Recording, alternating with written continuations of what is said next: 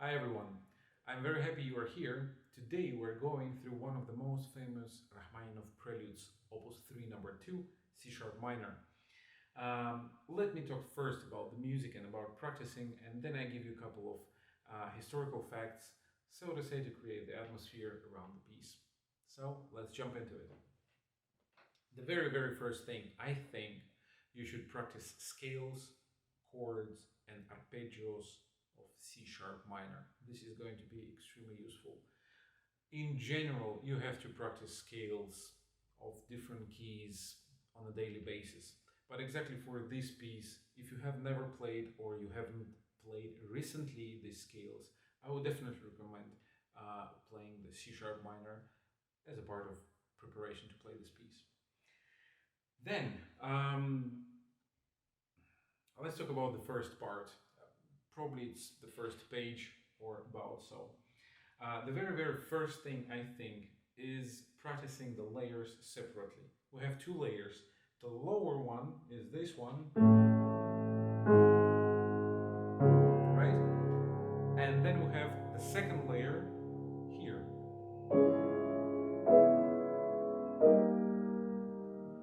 And the whole first page, we just have the combination of these two layers.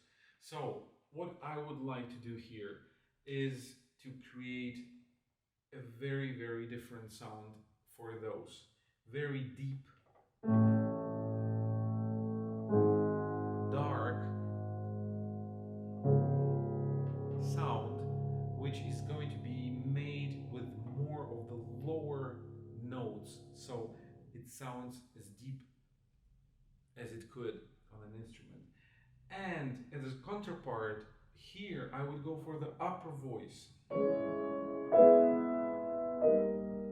It's going to create a lot of transparency in the sound, and you're going to have these two clashing layers of sound.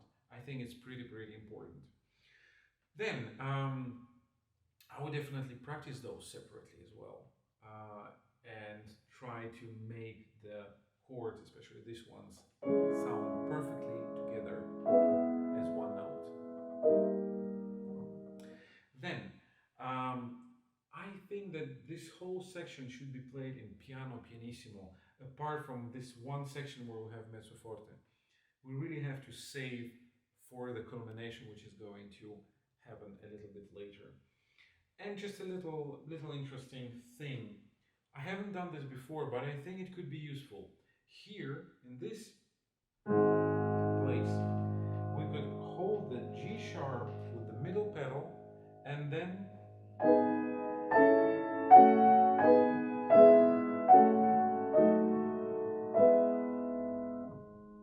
you hear, we still have the bass, but the rest is very clear. Otherwise, you would have to hold the bass with the right pedal, creating a lot of soup sound.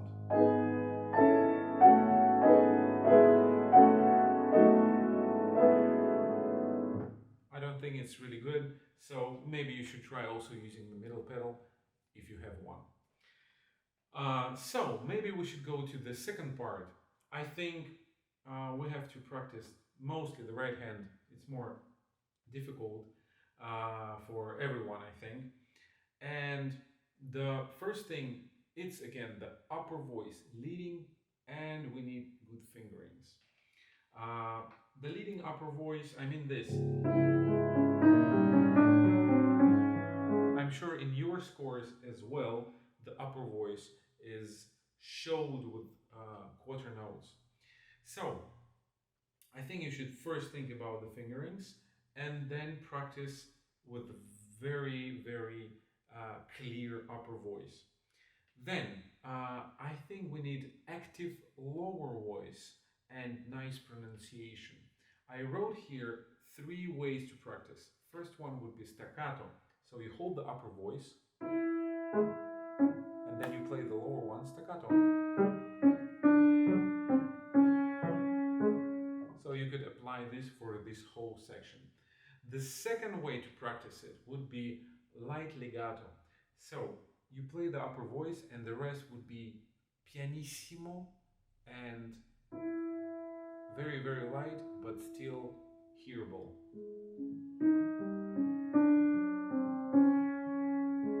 So that you are on the verge of losing sound.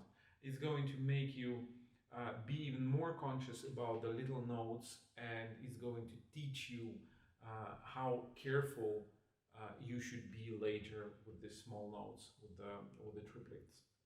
And the third way would be to practice it as chords. So you take the triplet and you play all three notes together. This way you're going to learn the harmonies.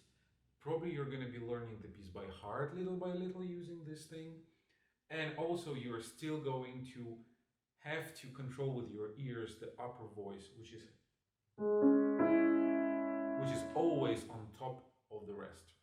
So this is how I would practice the right hand. Left hand, sorry, left hand, I think the only thing you really have to practice is the jumps, which are a little bit later.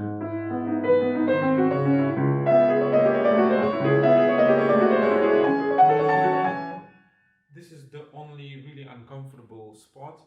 Otherwise, the left hand is very comfortable, I would say.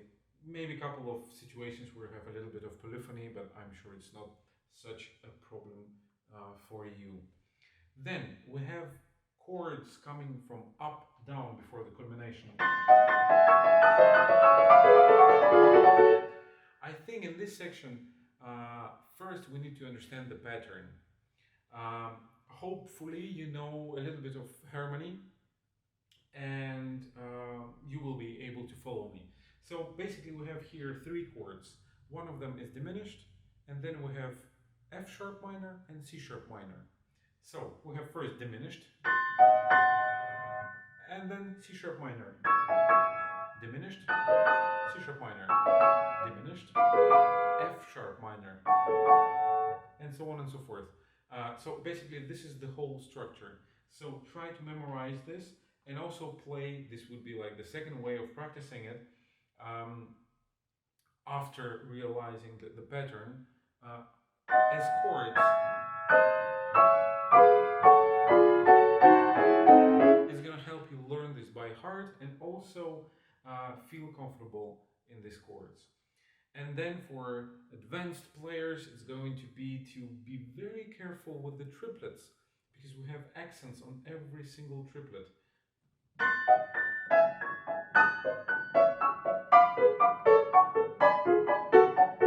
In the end, it's going to create a feeling of a very, very virtuoso playing.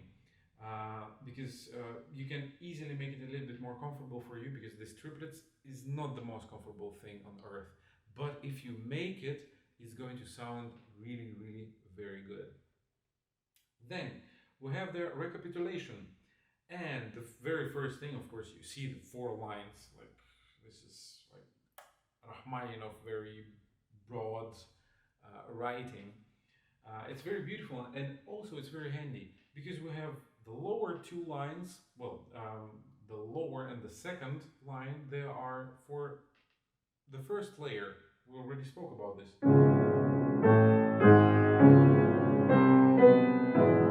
And the upper and the third line, they are for the second layer.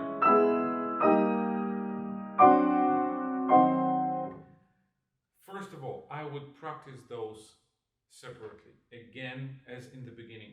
The first layer and then the second one, and then combining them. Another thing would be quite handy here is that you keep the differentiation between those. So maybe you go like towards the instrument for the lower chords, and maybe you jump from the instrument when you play these ones. You see, I'm going up here and down there.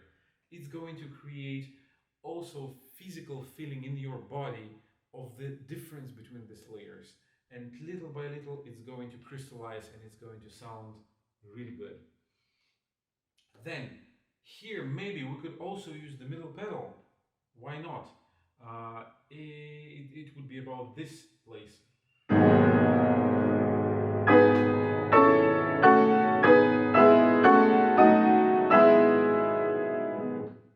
It's still very powerful, but a little bit more clear. It's just an idea. Maybe it's not the best one, but you should try it, at least to hear very well what is going on there.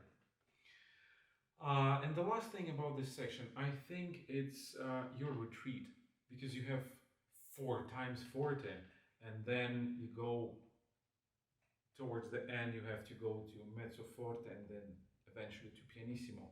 So you have to be very careful where and how much sound you give, because if you play softly too early, then it's going to sound very boring. If you're here already in piano, you have another minute of music or so, uh, where you have to do something, you have to create something, you have to still go less and less, and you're already on the border. So I would think about this. And lastly, the very, very last thing in this piece, the last 6, 7 bars maybe. How do you differentiate these ones? You have again 2 layers, the lower octave and then the answer, so to say.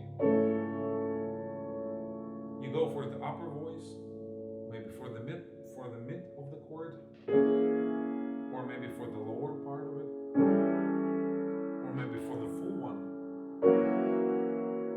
It's really up to you. It doesn't really matter in this situation how do you do this, but what is important is that you play with colors, with the light and with the shadow. This is how it's going to sound even more magical. Which leads to the end of the piece, the C-sharp minor, where I personally would go for the upper voice, especially for the last 2 chords. Sort of creating some hope in this dark C-sharp minor. Yeah, and holding it for a very long. We have fermata, so it's 4/4, and then we have to prolong it for another 2 quarters. So stay there for a little longer. So these are my tips about how to play the piece, and I also prepared a couple of things about the history of the piece, if you're interested. Rachmaninoff was 19 years old. He was a student, and as I don't know, probably 90% of students around the world, he needed money, and he wrote this piece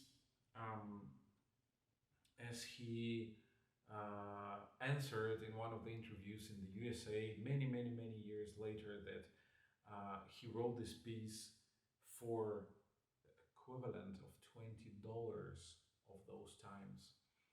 I mean, of course, 120 years ago, $20, it was something very different to nowadays $20. But still, thinking about this piece that everyone enjoys and plays already for 100 years, and $20 in the same sentence, even it sounds strange. But nevertheless, he wrote this piece, and after many years, he was not very happy that he actually wrote it. It's so strange to think about this, but public everywhere he played, they were expecting him to play this piece as an encore. And he started to hate this piece so much. Once he said something like, "I really regret I wrote this piece." Imagine how many times he played it that made him feel tired of it. And another fact that I found here is that decades before they saw him perform, the public in the States, many thousands of amateur US pianists came to know Rachmaninoff's name via the bold typeface of the Prelude's sheet music, which had been outselling song hits from Tin Pan Alley. Not that the young composer saw any of the proceeds, he had hawked the rights for cash, the equivalent at the time of about $20, to a Russian publisher who didn't secure international copyright. Adding insult to injury, foreign publishers would issue uh, multiple editions at once, often with fanciful titles. One of these, The Bells of Moscow, was presumably the source of an oft repeated and erroneous legend that the Prelude's main theme was inspired by the bells of the Kremlin tolling for each executed prisoner. A very mysterious and dark story behind this one. But unfortunately, as you may know, like Moonlight Sonata and this piece as well, and many other pieces, they have nothing to do with the names we, public and performers, gave them. And also in one of the interviews, Rachmaninoff says that please do not make any stories about this. I just wrote the music. I just had something in my mind which I worked on and then I wrote it down. There is nothing about anything in this piece. So, I mean, of course, you can fantasize what that could be, but it doesn't have to be like official name of the piece. But honestly, I have to say there is something like if you think of those, the fantasy is going sort of a right direction.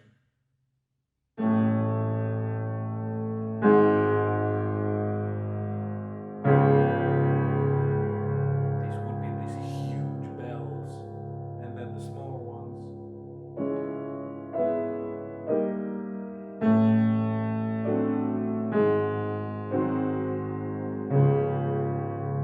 So actually, it sounds sort of right. The idea maybe is not so bad, but still, the bells of Moscow sounds really, really very, very dramatic. Thank you very much for being here. This is everything I prepared for this prelude. I hope you can improve and enjoy this piece in the future.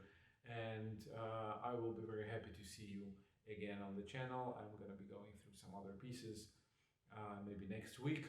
I will be also happy to have some comments from you, maybe some ideas, some wishes, whatever you feel like writing. I will be very happy to read those and answer.